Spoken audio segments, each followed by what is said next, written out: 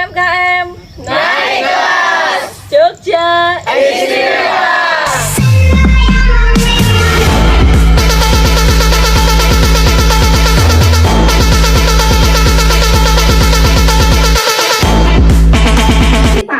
Kita itu relawan. Saat nanti jenengan membutuhkan kita, insya Allah kita udah siap. Contohnya kemarin ada halal ya, kemarin ada pembuatan halal NIB ini salah satunya juga Mas Nawanto ini yang buatin. Ini dari tim OSS-nya Prambanan. Nah, jadi kita itu memang sengaja kita belajar dulu, nanti jenengan tinggal datengin kita.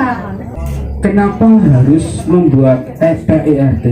Dengan memiliki PIRT, pertama ada jaminan keamanan pangan.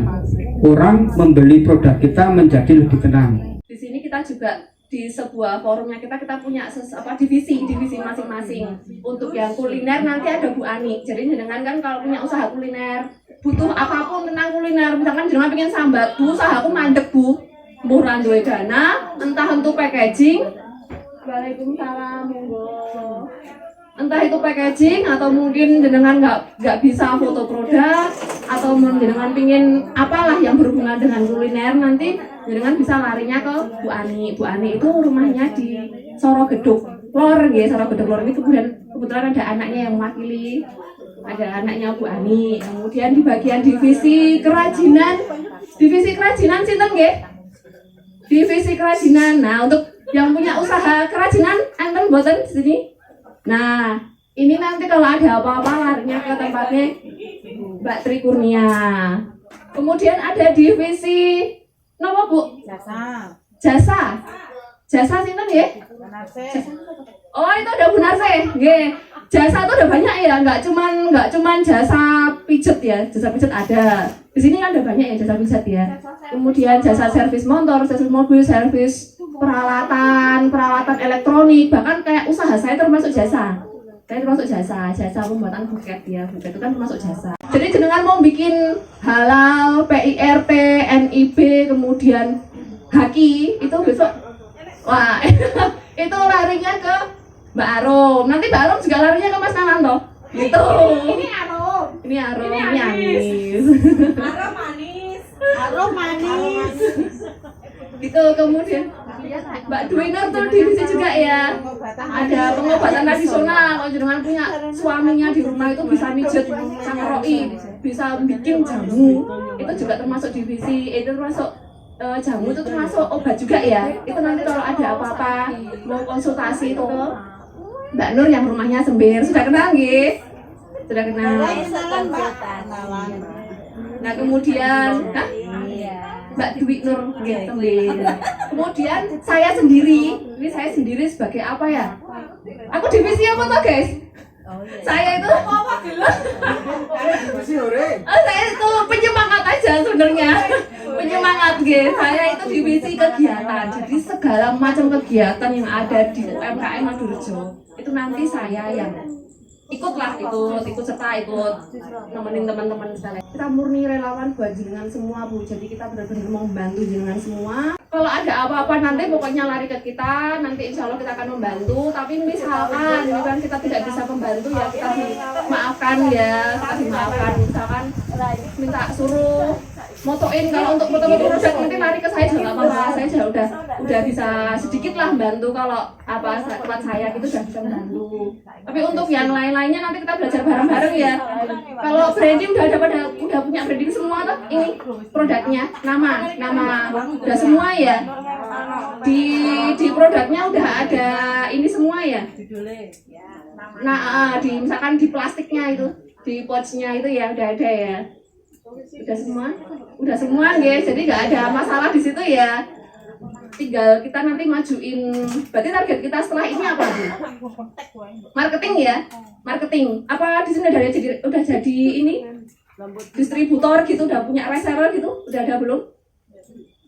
Belum ada ya, belum ada yang punya reseller ya.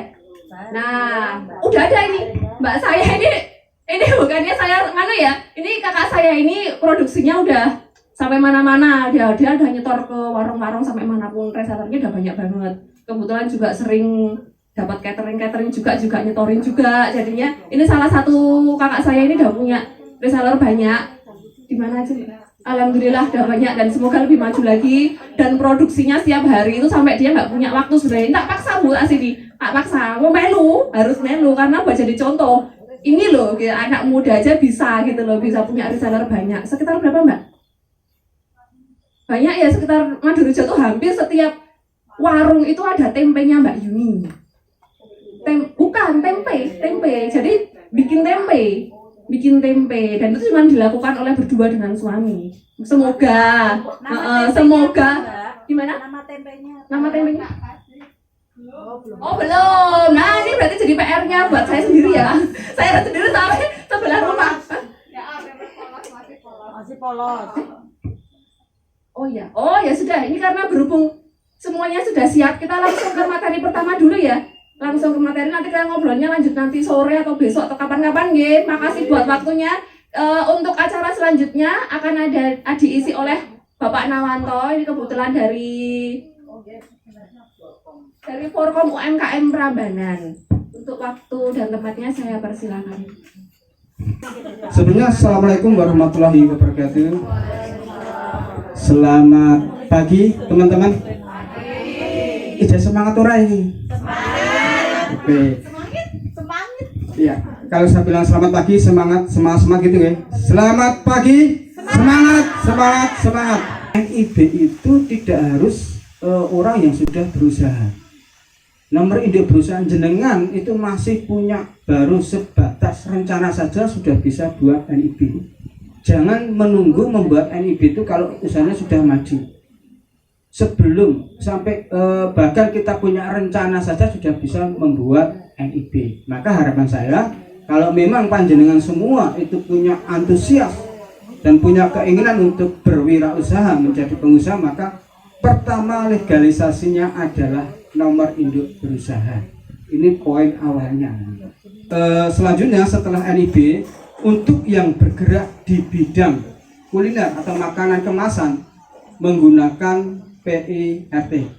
Iya, artinya misalnya jenengan membuat keripik itu nanti dikemasi, harapan saya ada sudah memegang PIRT.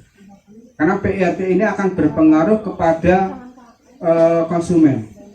Dengan adanya PIRT, maka di situ ada ketenangan konsumen untuk membeli produk jenengan. Kemudian PIRT itu juga sebagai sebuah izin edar. Jika jenengan nanti akan menitipkan produknya ke toko-toko atau swalayan. Setelah PIRT nanti merek. Artinya merek itu sangat penting sekali, merek itu. Apalagi reseller jenengan sudah banyak, produksi jenengan sudah besar, itu harus punya merek. Ya.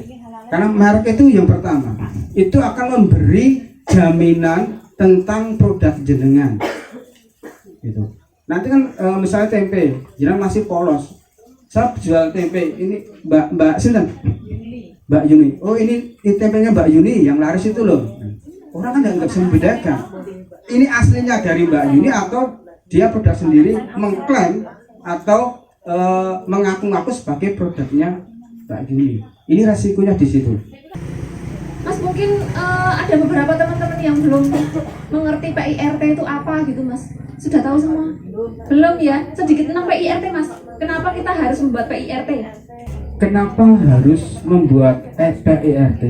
Dengan memiliki PIRT, pertama ada jaminan keamanan pangan. Orang membeli produk kita menjadi lebih tenang. Gitu. Kemudian meningkatkan kepercayaan konsumen.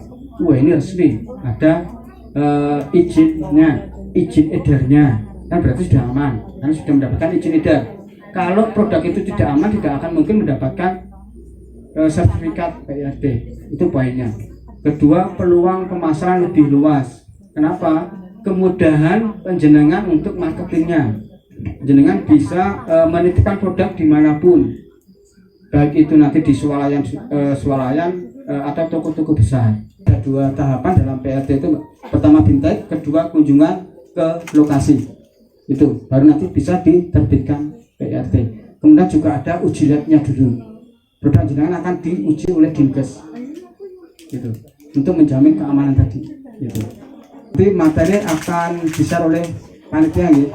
Nanti monggo untuk bisa dibaca-baca lengkap. Kita sudah siapkan materi tentang NIB, materi tentang PIRT, materi tentang halal, dan materi tentang merek kan gitu. Saya kan punya anak yang bisnis daster sendiri. Anakku yang beli barang yang apa-apa, yang jahit aku. Tapi gimana ya? Aku harus ngomong piye? Bingung aku, Mbak. Ya, masalahnya apa? Masalahnya apa? Itu loh Pak, nggak ada, nggak kawal kak apa mesin obrasnya itu nggak punya orang di dana, makanya piye Mbak? Kumpul kamu juga Mbak aku kan. Tapi anakku ini pun gadah merek. Ini ngapunten iku ki wis anu ngono Mbak. Tapi pun gadah reseller kata. Pun Berarti intinya modalnya nggak ada. Iya kan intinya gitu dong. Modal terkendala modal.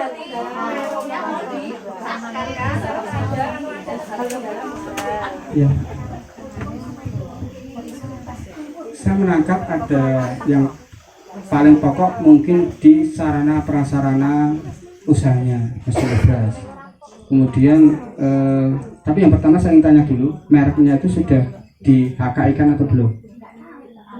Ya, karena kalau sudah di HKI-kan seperti ini contoh.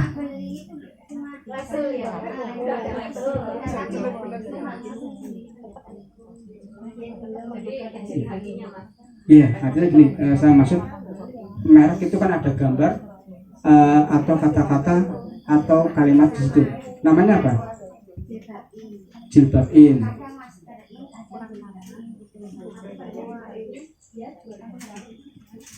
Pokoknya suka pakai ini gitu ya. Ya, karena kalau mereknya nanti coba bisa diperbaiki, bukan ke, tapi monggo, saya hanya menyarankan nih, kalau jenengan memang berproduksi selain jilbab, maka mereknya jangan jilbabin. Artinya jenengan bikin merek yang nanti bisa fashion in atau apa, atau namanya apa, dan nanti dia bisa memproduksi baik itu jilbab, masker, baju dan segalanya. Biar kesan image-nya itu bukan, oh ini jilbab in, berarti dia hanya berproduksi tentang jilbab saja. Maka buat merek yang itu lebih ke nama usahanya, Mbak, nama usahanya, bukan produknya. Tapi kalau memang permodalan itu bisa, peluangnya bagus, kenapa tidak? Yang penting komitmen dan sesuai peruntukannya. Kalau memang pinjaman cair ya gunakan untuk pengembangan usaha, jangan gunakan untuk konsumtif, itu aja. Tapi langkah itu kalau memang itu bisa menunjang perkembangan usaha, jangan, atau bisa nanti bisa mengajukan di dana penguatan modal yang DINKOP, Mbak. Dana penguatan modal DINKOP itu jasanya hanya 3% setahun. Betul, artinya per bulan hanya 0,25. Makanya saya mengarahkan ke pinjaman yang murah agar nanti benar-benar tidak mengganggu, tidak mengurangi keuntungan jenengan. Jangan sampai bunganya pinjaman melebihi keuntungan. Kalau memang resellernya banyak, produknya bisa diterima dan membutuhkan peralatan yang digunakan untuk memperbanyak produk, gunakan itu. Ajukan pinjaman dengan jasa rendah. Benar-benar pemerintah saat ini concern untuk UMKM, memberikan banyak sekali fasilitasi untuk melengkapi baik itu legalisasi maupun kapasitas SDM-nya maupun ilmunya.